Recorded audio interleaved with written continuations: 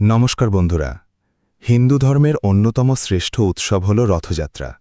বিশ্বাস করা হয় এই দিনে ভগবান জগন্নাথ, বলভদ্র ও সুভদ্রা নিজে রথে চড়ে ভক্তদের দর্শন দিতে বের হন। তাই এই দিনের মাহাত্ম্য অপরিসীম। শাস্ত্রে বলা হয়েছে রথযাত্রার দিনে ভক্তিভরে কিছু বিশেষ কাজ করলে পাপ ক্ষয় হয়, শুভফল বৃদ্ধি পায় এবং ভগবানের কৃপা লাভ করা যায়। কিন্তু এই দিন কিছু কাজ আবার এড়িয়ে চলাও জরুরি।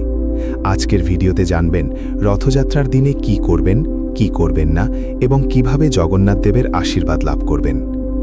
আপনি কি জানেন পুরীর জগন্নাথ দেবের রথযাত্রা শুধু একটি উৎসব নয়, এটি রহস্য, ভক্তি ও ঐতিহ্যের এক অনন্য মিলন।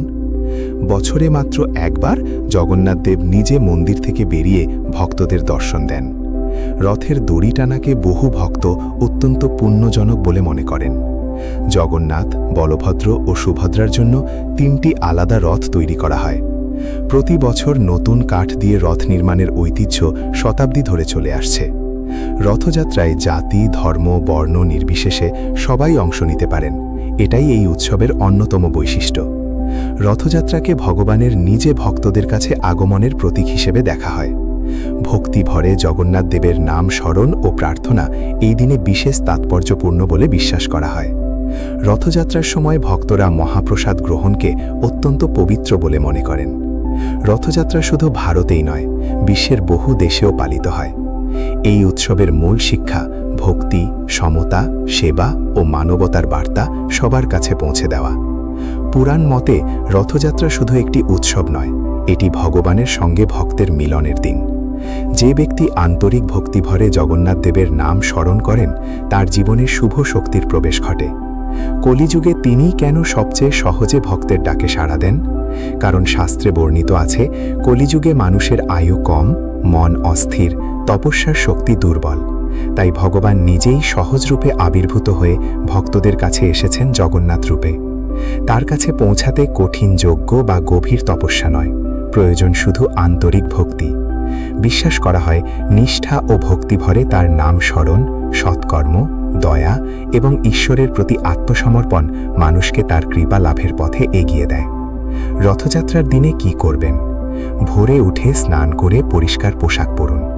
ভগবান জগন্নাথ, বলভদ্র ও সুভদ্রার ছবি বা মূর্তিতে ফুল, তুলসী পাতা, ফল ও মিষ্টি নিবেদন করুন।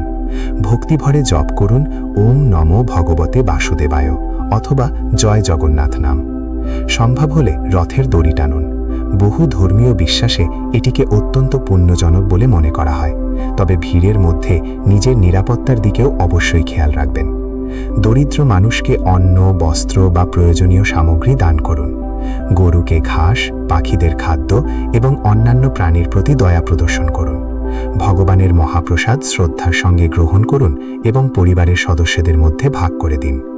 গীতা, বিষ্ণু সহস্রনাম বা ভগবানের লীলা কথা পাঠ বা শ্রবণ করুন। রথযাত্রার দিনে কি করবেন না? অকারণে রাগ, ঝগড়া বা কটু কথা বলবেন না। কাউকে অপমান বা কষ্ট দেবেন না। মদ্যপান, নেশা বা অন্য কোনো অনৈতিক কাজ থেকে বিরত থাকুন। খাদ্যের অপচয় করবেন না। রথ বা ধর্মীয় অনুষ্ঠানের প্রতি অসম্মানজনক আচরণ করবেন না। অসত্য কথা বলা, প্রতারণা বা অন্যের ক্ষতি করার চিন্তা থেকে বিরত থাকুন। বিশেষ আধ্যাত্মিক উপায়: রথযাত্রার দিনে একটি প্রদীপ জ্বালিয়ে ভক্তিভরে প্রার্থনা করুন। হে জগন্নাথ দেব, আমার জীবনের সকল অন্ধকার দূর করুন। আমাকে সত্য, ধর্ম ও সৎ পথে চলার শক্তি দিন। এরপর কয়েক মিনিট শান্তভাবে জগন্নাথ দেবের নাম জপ করুন। অনেক ভক্ত বিশ্বাস করেন এই অভ্যাস মানসিক শান্তি ও ভক্তি বৃদ্ধি করতে সাহায্য করে। মনে রাখবেন, রথযাত্রার আসল তাৎপর্য শুধু আচার নয়, ভক্তি, দয়া, সততা ও সৎকর্ম। আন্তরিক বিশ্বাস ও ভালো কাজের মাধ্যমেই ভগবানের প্রতি ভক্তি প্রকাশ পায়। আপনিও যদি ভগবান জগন্নাথের আশীর্বাদ কামনা করেন, তাহলে কমেন্টে লিখুন জয় জগন্নাথ। ভিডিওটি ভালো লাগলে লাইক করুন, বন্ধু ও পরিবারের সঙ্গে শেয়ার করুন এবং অ্যাস্ট্রো মিস্ট্রি উইথ তান্মা চ্যানেলটি সাবস্ক্রাইব করতে ভুলবেন না। ধন্যবাদ।